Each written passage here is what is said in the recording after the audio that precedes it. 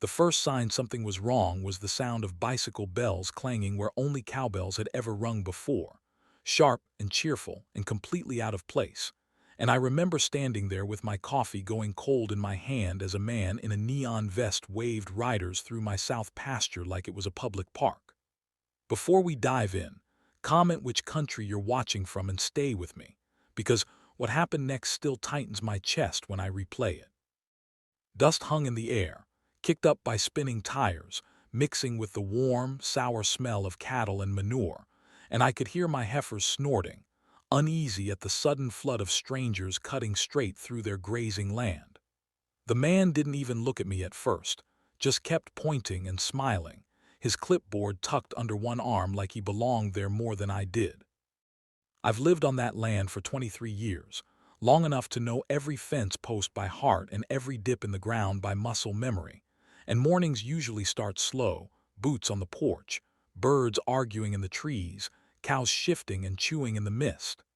That day started the same, sun just lifting over the hills, my breath fogging as I stepped out, the leather of my boots creaking softly.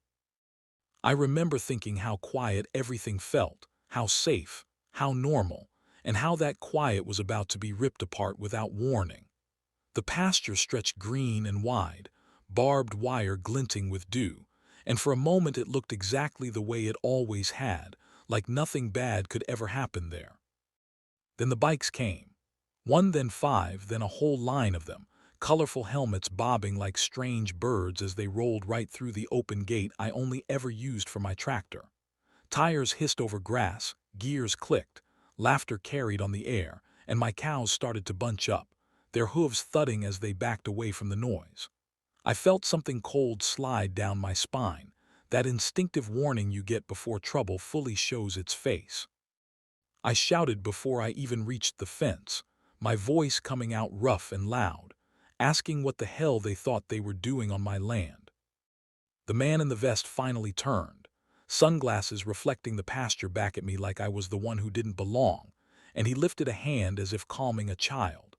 "Sir, this is a community path now," he said, voice smooth, practiced, the kind of tone people use when they think rules are on their side. He tapped his clipboard, paper fluttering in the breeze, and behind him the riders kept streaming through, some avoiding my eyes, others starring like I was part of the scenery. My heart pounded hard enough that I could hear it in my ears, louder than the bells.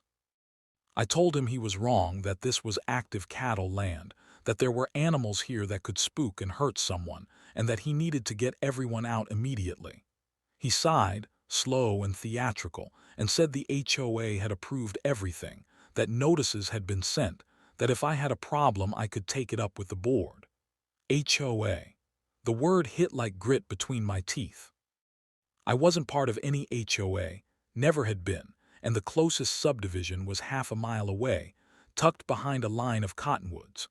My hands curled into fists without me meaning them to, nails biting into my palms as I watched a cyclist swerve too close to my prize bull. I walked closer, boots sinking into soft earth, feeling the vibration of hooves as the bull shifted his weight, ears back, muscles bunching under his hide. "You need to move them," I said again, lower now, trying to keep my voice steady even as anger burned hot in my chest. The man shook his head, lips tightening, and for the first time there was something sharp in his eyes. He told me if I interfered, he'd call the authorities, said I was obstructing a permitted public project. Around us, riders slowed, some stopping altogether, a small crowd forming, whispers and phone cameras starting to rise. I could smell the sweat on the cattle, hear their breathing grow faster, and every instinct I had screamed that this was about to go very wrong. A woman on a bike muttered that this didn't feel safe, another laughed nervously, and the man in the vest raised his voice, telling everyone to keep moving, that everything was under control. I remember thinking how fragile control really is, how quickly it slips, and how no one there seemed to understand what a 1,000-pound animal can do when it feels cornered. My jaw ached from how hard I was clenching it, and somewhere deep down, a quiet, terrible certainty settled in that this wasn't just a misunderstanding. It was the beginning of a fight I hadn't asked for. The first real threat came not from the cows, but from a piece of paper waved inches from my face as the man stepped closer, his vest rustling, his breath smelling faintly of mint and arrogance. He said he had documentation, permits, signatures, all the things that supposedly turned my pasture into their playground, and he spoke louder now, projecting for the growing audience as if volume could make lies solid. My neighbors had started to gather along the fence line, faces tight with confusion, some of them people who'd known me for years, others strangers from the subdivision, all watching like this was entertainment. I felt heat crawl up my neck, humiliation mixing with fury as he painted me as the unreasonable one. I demanded to see the paperwork, my voice cracking despite my effort to stay calm, and he smirked as he flipped through pages, holding them just out of reach.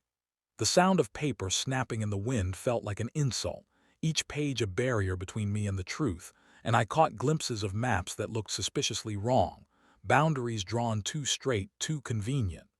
One of my cows let out a low, anxious moo, and the bull stamped, dirt spraying as his patience thinned. Someone in the crowd gasped, and phones came up higher, red recording lights blinking like little eyes. When I reached for the papers, the man pulled back sharply and shouted that I'd assaulted him, that he felt threatened, his voice suddenly shaking in a way that didn't match his grin.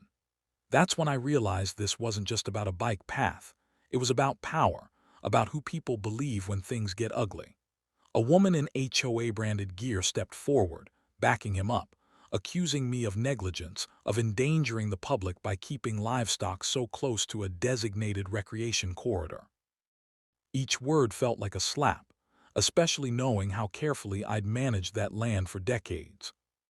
The tension snapped tight when the bull lunged, not charging, but enough to make the point. A deep, thunderous grunt tearing from his chest as riders screamed and scrambled. Bikes clattered to the ground, someone fell, skin scraping against gravel that shouldn't have been there in the first place, and suddenly the man in the vest was yelling for order, for security, for someone to call the sheriff. My heart hammered as adrenaline flooded me, every sense sharpened, the smell of fear as sharp as the manure underfoot. I moved instinctively, stepping between the bull and the crowd, shouting for everyone to back away. That's when a familiar truck rolled up, dust billowing behind it, and I felt a flicker of relief that almost knocked the breath from me. It was my cousin, a local surveyor, drawn by the commotion and the sound of sirens in the distance. He took in the scene with one long look, eyes narrowing as he spotted the makeshift path, the stakes hammered into my soil, the maps clutched in the HOA man's hands. He asked calmly but loudly, who had authorized construction on a registered agricultural parcel without notifying the landowner, and the effect was immediate, like someone had cut the volume. The man stammered, insisting everything was legal, but my cousin held out his hand, asking to see the documents, his tone leaving no room for games. As he flipped through them, his jaw tightened, and he started pointing out errors, misnumbered plots, forged-looking signatures, things the crowd didn't fully understand but could hear the seriousness in. Murmurs rippled outward, doubt spreading fast, and I watched the HOA woman's face pale as realization crept in. The sheriff's cruiser pulled up then, lights flashing, boots crunching on gravel as deputies approached, eyes scanning the chaos. One of the deputies recognized me, nodded once, and then turned his attention to the man in the vest, asking for identification and permits. The vest suddenly looked like a costume, the clipboard a flimsy shield, and for the first time I saw real fear crack through his confidence. He tried to laugh it off, to say it was a simple mistake, but the words fell flat, swallowed by the weight of official scrutiny and the presence of witnesses on all sides. My cows began to settle as the crowd stilled, the immediate danger easing, but the knot in my stomach only tightened as I sensed something bigger unraveling beneath the surface. As the deputy examined the papers, my cousin leaned in and murmured to me that the signatures included mine, badly faked, and a cold rage flooded me so fast it made my hands shake. Identity theft, trespass, endangerment. The realization hit hard and fast, and I looked at the man in the vest with new eyes, seeing not authority but audacity, the kind that assumes no one will ever push back. The crowd buzzed louder now, people whispering, pointing, some backing away as if afraid to be associated, and the morning sun climbed higher, burning away the last traces of calm that day had ever had. The climax came quietly, not with shouting, but with the click of handcuffs, a small, metallic sound that somehow echoed louder than all the chaos before it. The deputy informed the man that impersonating an authorized HOA contractor and forging landowner consent were serious offenses, and the color drained from his face as reality finally caught up. The HOA woman tried to intervene, insisting this was all a misunderstanding, but her voice wavered, and the second deputy was already asking her to step aside. I stood there, heart still racing, watching accountability take shape in real time. As the crowd absorbed what was happening, reactions split like a fault line. Some neighbors looked stunned, others angry, a few embarrassed enough to avoid eye contact, and I heard more than one person mutter an apology in my direction. The cyclists who'd been the loudest earlier now hovered at the edges, bikes in hand, faces flushed with the realization of how close they'd come to real harm. The bull snorted once more, then lowered his head to graze. The immediate threat passed, his calm a stark contrast to the human mess around him. The sheriff asked me if I wanted to press charges, and my answer came without hesitation, steady and clear despite the tremor still in my limbs. I thought of the forged signature, the risk to my animals, the casual way my livelihood had been treated like an inconvenience, and I knew this couldn't be brushed aside. Legal processes followed quickly after that, statements taken, evidence photographed, the illegal path marked off with bright tape that fluttered accusingly in the breeze. The man was led away, his vest crumpled now, no longer a symbol of authority but of overreach. In the days that followed, the story spread fast, through town meetings, social media posts, and whispered conversations at the feed store. The HOA issued a public apology, distancing themselves from the individual they claimed had acted alone, though investigations later revealed corners cut and questions ignored in their rush to build. Fines were levied, permits revoked, and a court order mandated full restoration of my pasture at their expense, down to reseeding and repairing every inch of damaged fence. Watching crews undo what had been done felt like reclaiming a piece of myself.